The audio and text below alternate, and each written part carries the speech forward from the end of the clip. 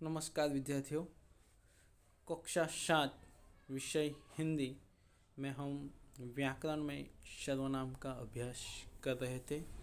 हमारी पिछली वीडियो में हमने सर्वनाम के बारे में जानकारी प्राप्त की और सर्वनाम के प्रकार में हमने पुरुषवाचक सर्वनाम और पुरुषवाचक सर्वनाम के 3 भेद, उत्तम पुरुषवाचक, मध्यम पुरुषवाचक और अन्य पुरुषवाचक सर्वनाम के बारे में जानकारी प्राप्त की थी। आज हम आगे दूसरे प्रकार के बारे में जानकारी प्राप्त करेंगे।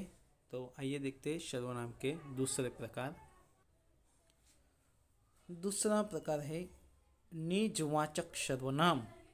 निज का अर्थ क्या होता है? निज का यानी कि अपना, खुद का, बराबर, ऐसा इसका अर्थ होता है। तो इसके बारे में जानकारी प्राप्त करते हैं। कुछ सर्वनाम शब्दों का प्रयोग स्वयं के लिए किया जाता है, स्वयं के लिए यानी कि खुद के लिए, तथा जिनसे निजत्व या अपनेपन का बोध होता है उन्हें निजवाचक सर्वनाम कहते हैं। એટલે અહીંયા એવું કહેવામાં આવ્યું છે કે કોઈક સર્વનામના શબ્દોનો પ્રયોગ પોતાના માટે કરવામાં આવે જેનાથી પોતાપણાનો ભાવ ઉત્પન્ન થાય એવા સર્વનામને નિજવાચક સર્વનામ કહેવામાં આવે છે। નિજનો અર્થ આપણા ગુજરાતીમાં નિજ એટલે કે પોતાનું, બરાબર, પોતે એવો અર્થ થાય। तो इसके उदाहरण हम देखते हैं, जैसे कि स्वयं, खुद, अपने आप आदि। उसका उदाहरण है मैं स्वयं चला जाऊंगा। तो यहाँ पर स्वयं जो है वह निजवाचक सर्वनाम है। दूसरा, वे खुद चले गए। तो खुद निजवाचक सर्वनाम है। तो यहाँ पर आप देख सकते हैं स्वयं, खुद जो शब्द है वो निजवाचक सर्वनाम बताते हैं, इसलिए यह निजवाचक सर्वनाम कहलाते हैं। आगे उसका तीसरा प्रकार आता है निश्चयवाचक सर्वनाम। निश्चय, तो जिस सर्वनाम के द्वारा किसी पास या दूर की वस्तु या व्यक्ति का निश्चित रूप से बोध करवाया जाए उसे निश्चयवाचक सर्वनाम कहते हैं। जिस सर्वनाम के द्वारा किसी पास या दूर की वस्तु या व्यक्ति का निश्चित रूप से એટલે ચોક્કસ રૂપે, ગુજરાતીમાં આપણે કહીએ ચોક્કસ રૂપે, तो निश्चित रूप से बोध करवाया जाए उसे निश्चयवाचक सर्वनाम कहते हैं। એટલે કે જે શબ્દ દ્વારા, જે સર્વનામ દ્વારા કોઈ વસ્તુ, વ્યક્તિ, પ્રાણી, પદાર્થનો ચોક્કસ ભાવ દર્શાવવામાં આવે તેવા સર્વનામને નિશ્ચયવાચક सर्वनाम કહેવામાં આવે છે। जैसे यह, वह। उदाहरण के तौर पर पहला, यह किताब कोकिला की है।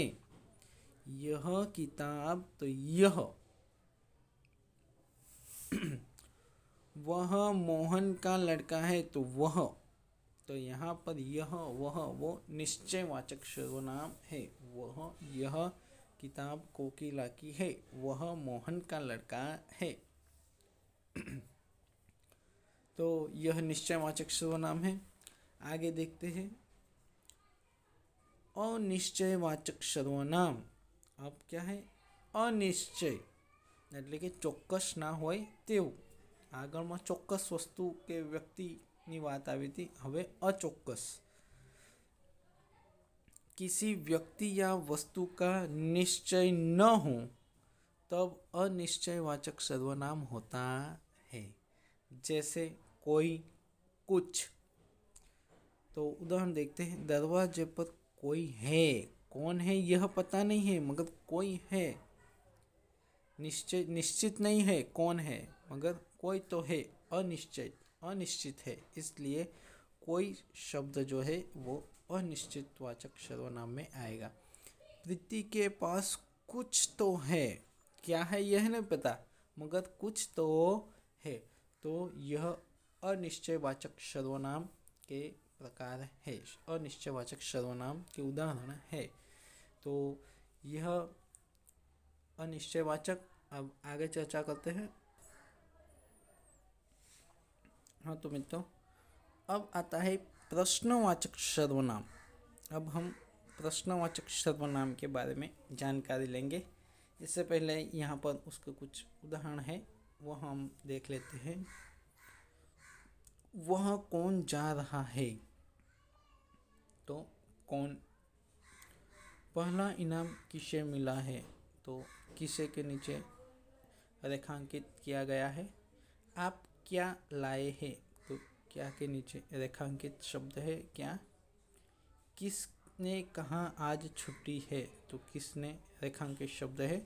तो उपयुक्त वाक्यों में कौन, किसे, क्या, किसने जैसे शब्दों से प्रश्न पूछे गए हैं। तो यहाँ पर जो भी शब्द है कौन, किसे, क्या, किसने, तो यह शब्दों से प्रश्न पूछे गए हैं।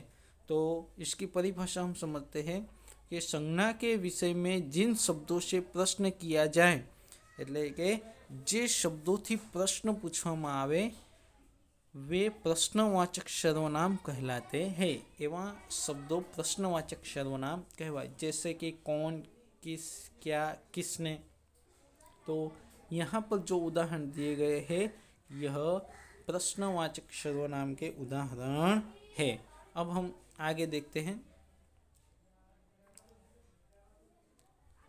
नीचे दिए गए वाक्यों में रेखांकित शब्दों को ध्यान से पढ़िए। जैसा करोगे वैसा भरोगे, तो यहाँ जैसा भी रेखांकित शब्द है और वैसा भी रेखांकित शब्द। जो मन लगाकर पढ़ेगा वह अवश्य उत्तीर्ण होगा, तो जो और वह। जिसकी लाठी उसकी भैंस, तो जिसकी उसकी। तो उपयुक्त वाक्यों में जैसा, वैसा, जो, वह, जिसकी, उसकी परस्पर संबंधित शब्द है। जो जैसा करोगे वैसा भरोगे, तो जैसा के साथ संबंध रखने वाला शब्द है वैसा, तो इसके आधार से यह शब्द रखा गया है। तो यह दोनों शब्द परस्पर संबंधित है, एक दूसरे से जुड़े हुए शब्द है। तो यहाँ पर संबंधवाचक सर्वनाम बनता है। इसकी परिभाषा हम देखते हैं कि वाक्य में संबंध बताने वाले सर्वनाम को संबंधवाचक सर्वनाम कहते हैं। वाक्य में संबंध बताने वाले सर्वनाम को, तो संबंध कैसे शब्दों से बनता है, यहाँ पर उदाहरण है जैसा, वैसा, जो, वह, जिसकी, उसकी, ऐसे शब्दों से संबंध दर्शाते हैं। तो इस तरह के सर्वनाम को संबंधवाचक सर्वनाम कहते हैं। यहाँ पर है कि नीचे दिए गए वाक्य, रेखांकित वाक्यों में से प्रश्नवाचक और संबंधवाचक सर्वनाम में वर्गीकृत कीजिए। तो वह कौन आ रहा है, तो कौन प्रश्नवाचक सर्वनाम। जैसी करनी वैसी भरनी, तो जैसी और वैसी संबंधवाचक। जो चलता रहेगा वह मंजिल तक पहुंचेगा, तो जो और वह संबंधवाचक सर्वनाम। आज का इनाम किसे मिलेगा, तो किसे प्रश्नवाचक सर्वनाम। तो इस तरह से यह उदाहरण दिए गए हैं। तो आज हमने सर्वनाम के दूसरे प्रकार के बारे में भी जानकारी प्राप्त की है। तो यहाँ पर आपका सर्वनाम व्याकरण समाप्त होता है। और जब आपको इनके बारे में लिखने के लिए भेजा जाए तो आप अपनी नोटबुक में, व्याकरण की नोट में यह लिख लेना। तब तक के लिए नमस्कार।